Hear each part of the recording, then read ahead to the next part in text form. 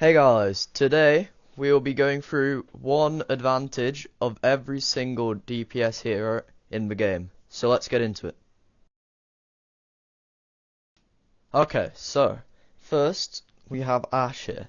And the main advantage with Ashe really is a really high damage per shot when you're ADSing. So as you see here, you can 3-shot any squishy to the body or 2-shot to the head. And someone like a Tracer with 150 health can just 1-shot to the head.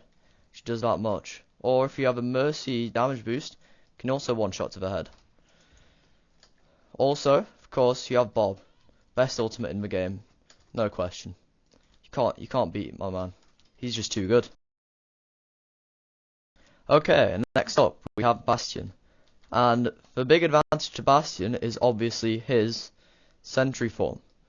So obviously now they made it so that you can move around while shooting, while still doing an absolutely absurd amount of damage. So you're much less of a target for the enemy to do anything to you. You can get out of situations more easily, but you still have that really high burst damage. So your main advantage to playing Cassie is his sticky grenade combo. So all you need to do to actually kill someone is to hit someone with the grenade and hit them one time and they're dead. It's simple as that. Also does huge damage to the head like Ashe. Can't quite 1-shot the Tracer. But that's really the key there. That sticky grenade and 1-shot kills any squishy. Okay, and next up we have Echo. So Echo is quite a mixed character. Obviously she can fly, so that's a huge advantage to her. But the other advantage is really just her general combos.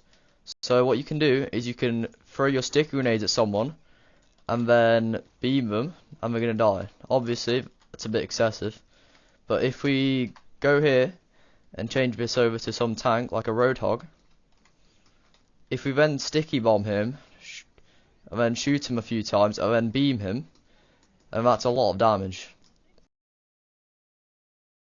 Okay, so when it comes to Genji, he really has two main advantages. Obviously, one is his high mobility. He can double jump, wall climb, dash around, go all over the place. Makes him very hard to hit, and despite his 200 HP pool, quite difficult to kill, especially with that deflect as well.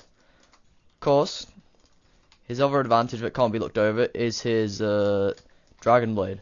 So if you dash up, and then just to keep yourself a bit safe and activate the blade, 2 shots for squishies. Such an impactful ultimate. Definitely one of the best in the game. Still can't beat Bob though, obviously.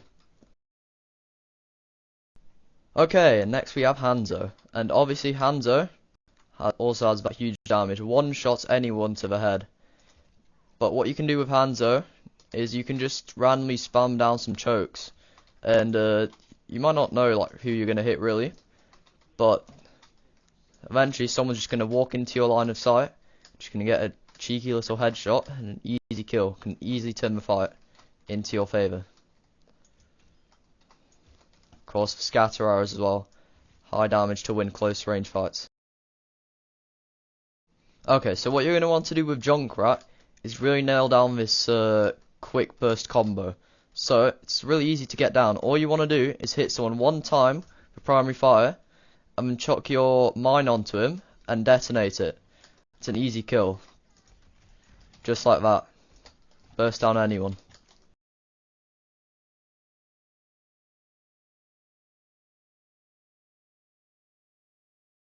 Okay, next up we have Farah, and obviously the big draw to Farah is that she can fly, right? She can boost into the air and just chill, just fly around, just stay in the sky.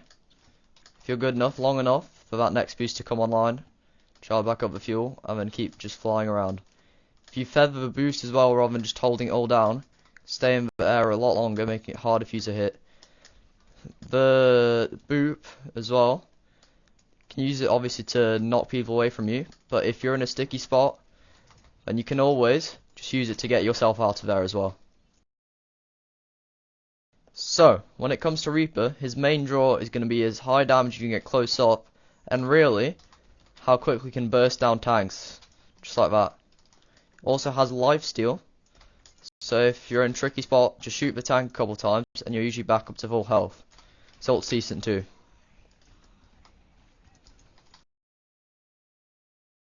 Now, obviously, the huge thing with Sojourn is going to be her railgun, right? Can one-shot anyone in the head, any squishy in the head, right? So, what you're going to do, just charge up your beam, some people, get it up to 100%, easy shots. Even if you can't really hit those headshots, even just a body shot can be enough to really doom an opponent. Also, that slide, great for getting you out of bad spots or onto high ground.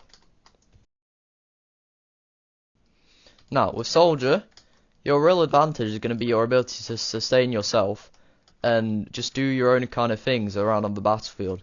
So obviously you can sprint around to get round on flanks and get onto high ground or get out of danger. It's really, really nice. Of course, he has that steady, consistent damage. Can't really burst anyone down that quickly, although with his Helix rockets, can do it quite good. But the main draw really for me is this healing pad. Healing on it is quite consistent, and it just allows you to stay in the fight even when your healers might not really be able to focus on you because focusing on the tank in this new tank meta. So, Sombra's a character at the moment who's really powerful, and the main reason that I think she's so powerful is this hack. Obviously, it used to fully block out people's abilities, but now it can still cancel huge ultimates like Sigma's, save your entire team, but also, the big thing for me, that 40% damage boost, right? So, if you hit a bot normally, it takes that long to kill them, right? Quite long. But if you can go invisible, get into the backline, hack a support, and then burst them down like that, it's absolutely brutal. Glad she's getting nerfed soon. So, next we have Symmetra. Now, I don't really think Symmetra's that good at the moment, but she is quite annoying to face against, and of course that is because of these turrets, right? They don't do much, but if you stack them up, it can be quite frustrating, and of course they give that slow effect.